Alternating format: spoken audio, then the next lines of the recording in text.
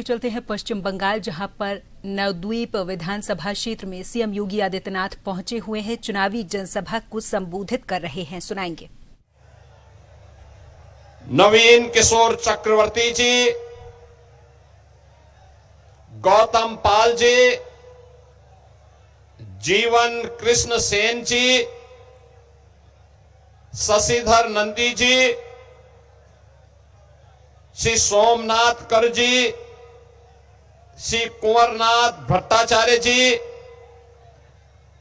श्री प्रसन्न जी देवनाथ जी, श्री गुरुपद देव जी, श्री सुशांत देव जी, श्री सौरभ गोस्वामी जी, श्री मधुसूदन जी मंडल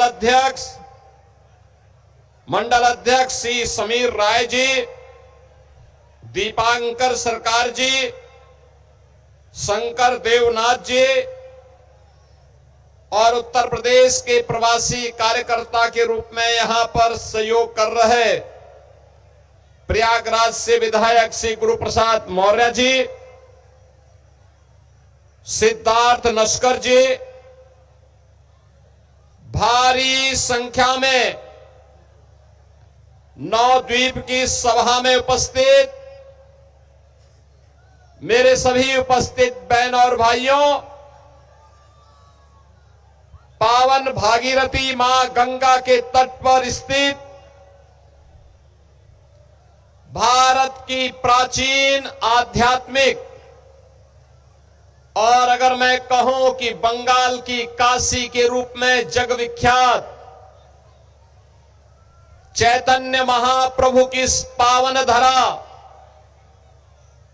जो वैष्णव गौड़पादीय परंपरा के लिए, भक्ति परंपरा के लिए विख्यात है, उसकी पावन धरा को कोटि कोटि नमन करते हुए आप सबका मैं अभिनंदन करता हूं, स्वागत करता हूं।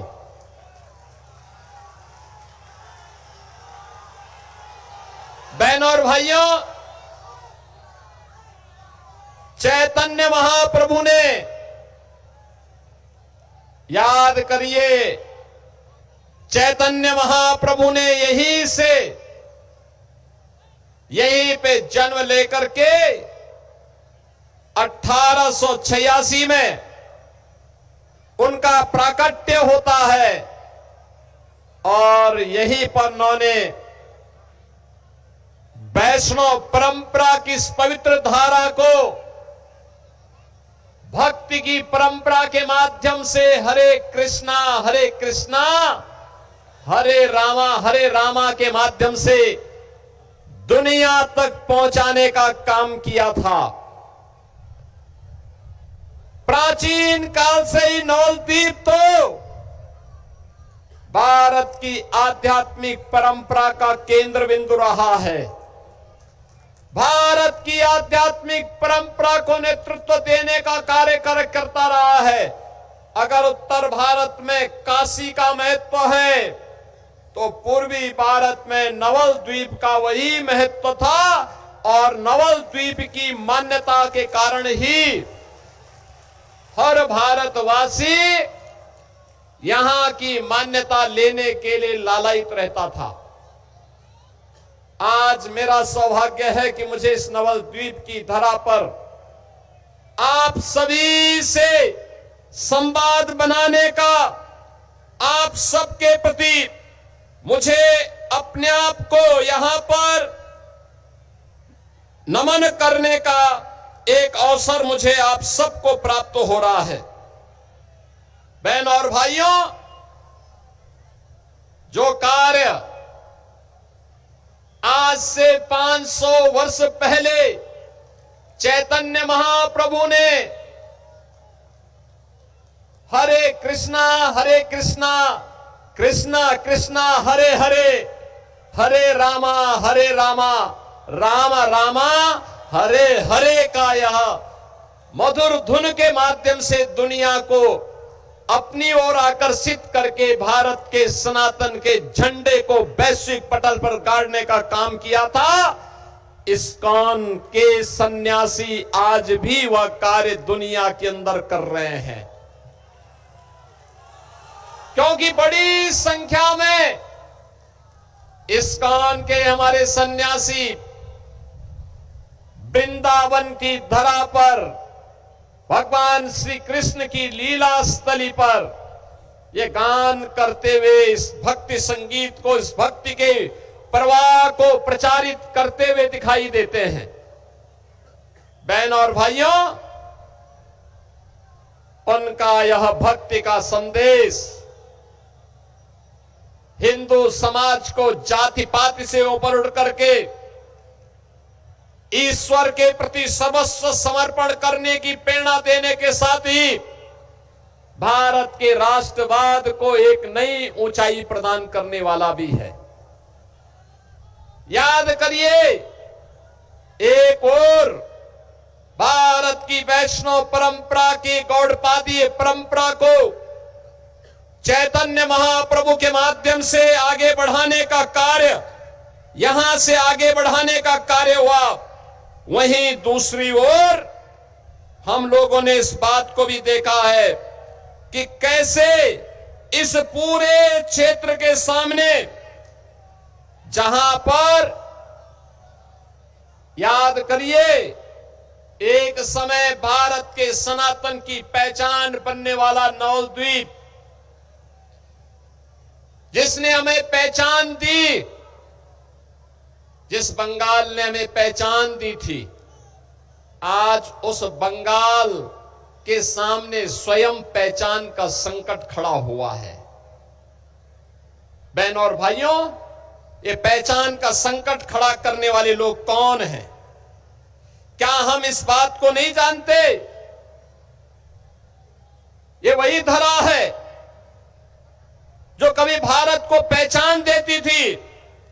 और आज उसी धरा में एक पहचान का संकट खड़ा किया है। बंगाल के अंदर पिछले 15 वर्षों में टेरर की प्रतीक बनी हुई, माफिया राज की प्रतीक बनी हुई, करप्शन की प्रतीक बनी हुई टीएमसी की सरकार ने, हमें याद है बीजेपी कार्यकर्ता संजय भौमिक की निर्ममता पूर्वक हत्या कर दी गई थी। निर्ममता पूर्वक हत्या कर दी गई थी। टीएमसी के गुंडे सरेआम घूम रहे हैं और मुझे यह देख करके प्रसन्नता हुई थी परसों, जब बंगाल के अंदर 152 असेंबली कॉन्स्टिट्यूंसी में जब मतदान हो रहे थे, तो मतदान के अंदर मैं एक बात देख रहा था, हर मतदाता के मन में एक ही भाव था कि बंगाल को उसकी पहचान दिलानी है। टेरर से, माफिया राज से, करप्शन से मुक्ति दिला करके बंगाल को फिर से भारत की पहचान का प्रतीक बनाना है और इसके लिए डबल इंजन की बीजेपी की सरकार को लाना है।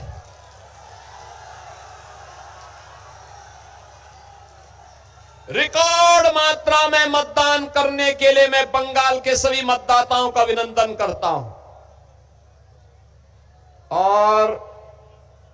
अभी से जो बातें सुनाई दे रही हैं और जिस प्रकार के नजारे दिखाई दे रहे हैं, 4 मई को जब मतदान के परिणाम आएंगे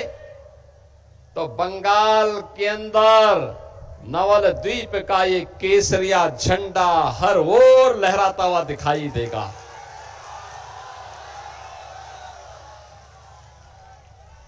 बहन और भाइयों, बंगाल ने क्या नहीं दिया भारत को? बंगाल के साथ कब कब छल हुआ था, याद करिए। कभी यहां पर विदेशी आक्रांताओं का लूट का शिकार बना बंगाल और ब्रिटिश सरकार के अत्याचार के कारण यहां पर बंकिम चंद्र चट्टोपाध्याय ने आनंद मठ उपन्यास लिखा था।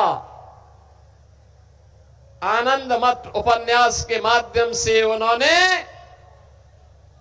बंगाल की त्रासदी का उल्लेख किया था। बहन और भाइयों, आनंद मठ उपन्यास का ही एक गीत जो भारत का अमर गीत बन गया, भारत की आजादी का मंत्र बन गया, वंदे मातरम, ये बंगाल की देन है। याद करिए, कोई भी कालजयी काव्य कृति कैसे लोगों के लिए अमृत का काम करती है, एक नई प्रेरणा का काम करती है। जब 1905 में ब्रिटिशर ने बंगाल विभाजन की साजिश रची थी, तब वंदे मातरम हथियार बना था, हर बंगाली का हथियार बना था, और उन्होंने बंगाल विभाजन का पुरजोर विरोध किया था। याद करिए, यह वंदे मातरम यहां के नौजवानों के लिए, देश की आजादी के लिए हंसते हंसते फांसी के फंदे को चूमने के लिए भी एक नई प्रेरणा का मंत्र बना था। याद करिए, बंगाल की ही धरा है जिसने उससे पहले 1857 में प्रथम स्वातंत्र समर की लौ को बैरकपुर में जलाया था। और ये बंगाल की धरा है जहां जिस धरा ने रामकृष्ण परमहंस, स्वामी विवेकानंद, लाहिड़ी महाशय, स्वामी प्रणवानंद जी जैसे सन्यासी भारत को दिए, आध्यात्मिक विभूतियां भारत को दिए, श्रीला महाप्रभुपाद जी का भी पावन धरा बंगाल की धरा है, जिन्होंने वैश्विक मंच तक चैतन्य महाप्रभु की शिक्षाओं को पहुंचाने का काम किया था। ये वही धरा है जिस धरा ने जगदीश चंद्र बसु जैसा वैज्ञानिक दिया, राजा राम मोहन राय जैसा समाज सुधारक दिया, ईश्वर चंद्र विद्यासागर जैसा भारत के मूर्धन्य समाज सुधारक और भारत के ऐसे विभूतियों को जन्म दिया, जिनकी प्रेरणा आज भी हम सब के लिए आगे बढ़ने के लिए एक मार्गदर्शन होता है। ये वही धरा है जहां से निकलकर